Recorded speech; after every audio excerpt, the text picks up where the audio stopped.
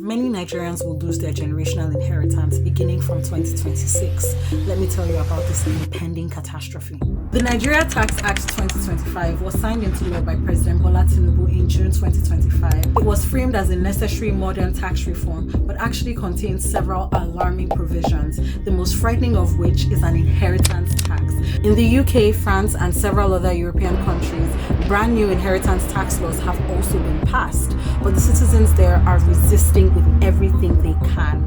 Farmers are blocking major roads with tractors and dumping truckloads of manure in front of houses of parliament. Why? Because inheritance tax laws actually disinherit populations. The details of this provision are simple.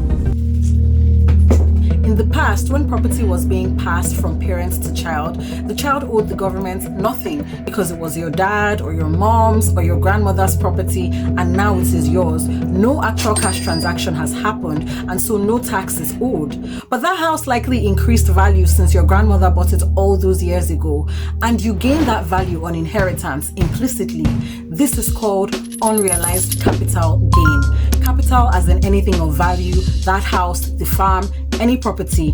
Gain as in it has increased in value since it was purchased all those years ago. And unrealized as in you haven't physically received any cash from that gain in value. Prior, unrealized capital gains were not taxed because they are unrealized. You haven't actually made the cash. To realize those gains, you would have to sell the property, get the true value of the asset, and fine, you can then be taxed on the sale of that asset. The problem is when you try to tax unrealized capital gains. And this is exactly what the inheritance tax is. You're forcing someone to pay cash tax because they now own an asset, even though the person may not have that cash. The problem when you scale it up is catastrophic.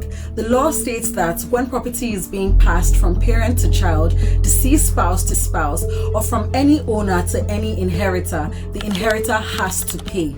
The law only applies to property that is valued over 150 million naira. And now for context, the average price of a 3-bedroom in Lagos is 140 million naira. But that is a skewed average. When you take only places like Bagada, Ikoyi, Ikeja, Maryland, Yaba, that average is closer to 150 million naira or way more. So just to recap, if your family owns a house, a farm, land, or any other kind of property and you inherit it, you'll be forced to front cash you may not have as tax, whether or not you're selling the property.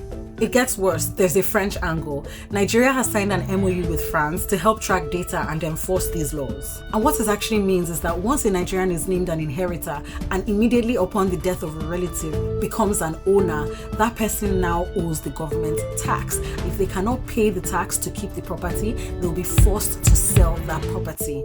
Many Nigerians will fall into this category of people who inherit things but cannot pay that tax and are therefore forced to sell.